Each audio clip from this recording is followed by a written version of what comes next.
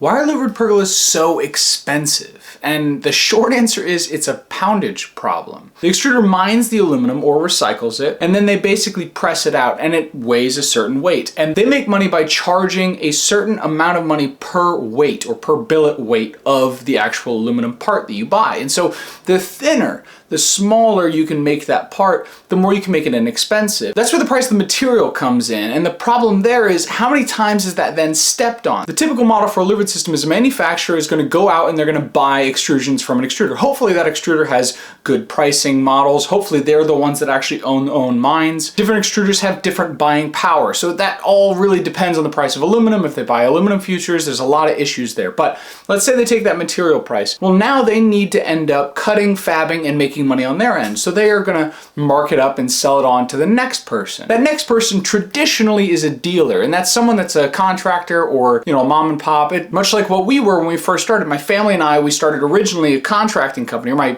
parents started the contracting company, and that was installing basically anything that they could, a sunroom, screen porches, mainly outdoor living sort of products. When we got into the louvered system, that's what we did. We signed up with a manufacturer, we bought the extrusions in, then we cut, fabbed them, and placed them on someone's house. And then obviously the end consumer is buying the unit from the contractor with both the stepped on price of the material and an install fee. So let's back up to find out the cost of materials. Let's start first at the end. If you're buying a 12 by 16 right now in the market, from what I can tell by a lot of different competitors, it's about 30 grand for a 12 by 16, for a 12 by 16 freestanding product. And that's with installation. And so you're going to back the installation out. Let's say it's about 4 grand, which is traditionally what you would expect on most of these models, sometimes closer to 5. Let's say we back out 4 grand, you're going to be at $26,000. Then you need to back out the material. So you got to back out tax, and then you got to back out the actual material price itself. So let's say the material itself only costs about $24,000. And this right here is what's a little different than like a sunroom, for example. A sunroom is low material cost, high installation charge. And this is the reverse.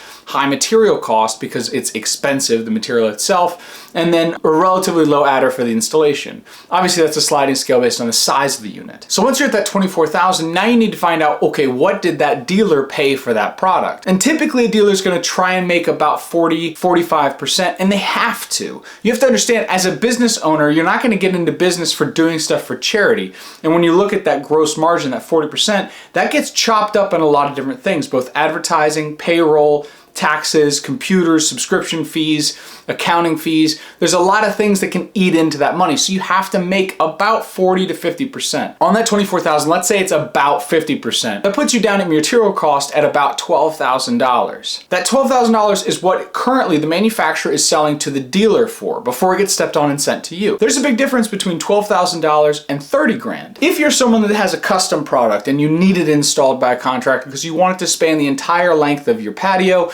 you want it to be, custom cut, you want this angle, you want all this different stuff, then pay the contractor. They're the only ones that are going to get it done for you in that manner because that's how business works. They're not making a killing on this. Most contractors aren't going to gross more than 4% actual profit, net profit at the end of the year. So they're making what they have to stay afloat, which you want them to if you want them to service it. The problem is if you don't want to pay that 30 grand, your best option is not at $12,000. You need a freestanding pergola, and most of those units are going to be closer to about 3 grand from Costco.